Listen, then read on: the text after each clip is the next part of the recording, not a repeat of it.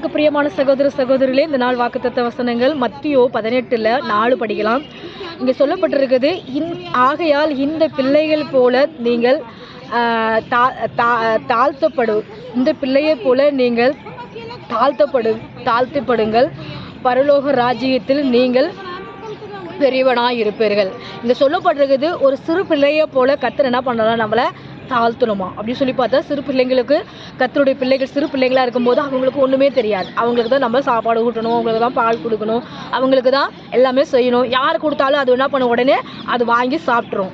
அதே போல் கர்த்தர் சொல்கிறாரு, ஆகையால் சிறு பிள்ளையை போல நீங்கள் என்ன பண்ணுவா இருக்கும்போது பரலோக ராஜ்யத்தில் நீங்கள் பெரியவராக இருப்பீர்கள். தன்னை தாழ்த்தவர்கள் முதலாக சொல்லப்பட்டது, சிறு பிள்ளைகள் போல நீங்கள் தாழ்த்தும் போது பரலோக ராஜ்யத்தில் நீங்கள் பெரியவராக இருப்பீர்கள் அப்படின்னு சொல்லி பார்த்தா, நம்ம ஒவ்வொரு நாளும் தாழ்மை, ஒவ்வொரு நாளும் கிருபை, ஒவ்வொரு நாளும் சிறு பிள்ளைகளை போல நம்ம என்ன பண்ணுவோம், ஆண்டவரை உண்மையாக நேசிக்கணும், ஆண்டவர் உண்மையாக துதிக்கணும், ஆண்டவர் உண்மையாக நம்ம என்ன பண்ணுவோம், ஜெபிக்கணும், ஆண்டவர் உண்மையாக என்ன பண்ணுவோம், ஆலயத்துக்கு வரணும். சிறு பிள்ளைங்களுக்கு எது சொன்னாலும் கீழ்ப்படுவாங்க. எப்படி சொன்னாங்கன்னா, ஜெபம் பண்ணுங்க, ஜெபம் பண்ணுவாங்க, உட்காந்துக்குவாங்க, போன்னு போயிடுவாங்க.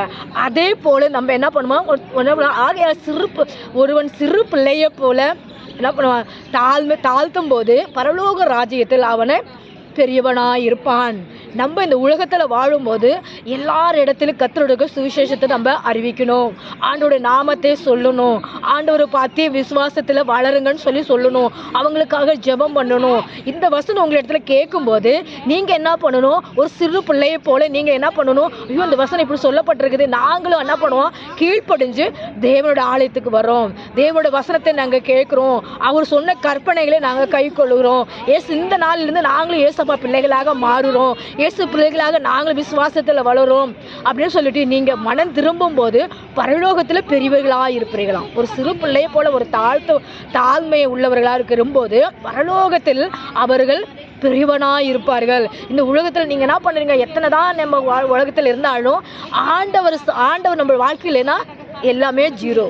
அதனால தான் இங்கே சொல்லப்பட்டிருக்குது, தாழ்மையாக கடவுள் இடத்துல சுவிசேஷம் உங்கள் இடத்துல வரும்போது, இந்த யூடியூப்பில் வசனம் வரும்போது, அக்கம் பக்கம் இருக்கிறவங்க விசுவாசிங்க வந்து உங்கள் இடத்துல நற்செய்தி சொல்லும்போது நீங்கள் என்ன பண்ணுவோம், ஒரு சிறு பிள்ளையை போல் நீங்கள் தாழ்மையாக அந்த வசனத்தை ஏற்றுக்கொண்டு நீங்கள் ஆண்டவருக்காக வாழும்போது பரலோக ராஜ்யத்தில் நீங்கள் பெரியவனாக இருப்பீர்கள், ஆண்டவர் சமூகத்தில் நீங்கள் பெரியவனாக ஆகுவீர்கள். ஏன்னா நீங்கள் தாழ்மையாக வந்துடுறீங்கல்ல.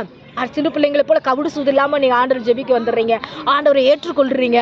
சில பேர் கேள்வி கேட்பாங்க, ஆண்டவர் பற்றி போகணும், நாங்கள் இந்த உலகத்தில் இருக்கிற கடவுளை விட்டுட்டு நாங்கள் இந்த உலகத்தில் இருக்கிற ஆசை பாசை விட்டு நாங்கள் ஏன் வரணும் அப்படின்னு கேள்வி கேட்பாங்க. அதையெல்லாம் கேள்வி கேட்கக்கூடாதான், அதுக்கு தான் சொல்லப்பட்டிருக்குது. ஆகையால் ஒருவன் சிறு பிள்ளையை போல தன்னை தாழ்த்தும் போது பரலோக ராஜ்யத்தில் அவன் பெரியவனாக இருப்பான். தன்னை தாழ்த்தின சிறு பிள்ளை போல மனதை ஒப்பு கொடுத்துடணும், சிறு பிள்ளை போல மனதை அர்ப்பணித்திடணும்.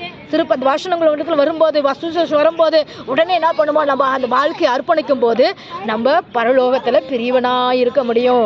பெரியவனாக இருக்கிறதுக்கு முதல்ல இப்போ என்னன்னா, காரணம் என்னன்னா, அவங்களோட ராஜ்யத்தில் நம்மளும் ஒரு வலது பக்கத்தில் உட்காந்துருக்க முடியும், நம்மளுக்கும் அந்த கிரீடம் கிடைக்கும், நம்மளுக்கும் ராஜ்ய பட்டம் கிடைக்கும். அவரு சமூகத்தில் நம்மளுக்கு கிடைக்கணும்னா இந்த உலகத்தில் இருக்கிறதெல்லாம் எல்லாம் வேஸ்ட்டு, இங்கே எல்லாம் கிடைக்கும் தான். ஆனாலும் இதை பார்க்கணும், பரலோகத்தில் நம்மளுக்கு பிரிவுன்னு ஒரு பட்டம் கிடைக்குதுல்ல, அதுதான் ரொம்ப பெருசு. அந்த பட்டத்தை நீங்கள் பெற்றுக்கொள்ள வேண்டும்னா நீங்கள் உடனே சிறு பிள்ளையை போல ஆண்டவருக்கு சுவிசேஷம் உங்கள் இடத்துல வரும்போது மனம் திரும்புங்க, ஆலயத்துக்கு போங்க, ஜெபம் பண்ணுங்க. இப்படி டெல்லியில் நீங்கள் அரசு இருந்தீங்கன்னா எங்களோட சபைக்கு வாங்க, எங்களோட ஆலயத்துக்கு வாங்க. கர்த்தர் உங்களை ஆசீர்வதிப்பாராக. ஆமென். God bless you.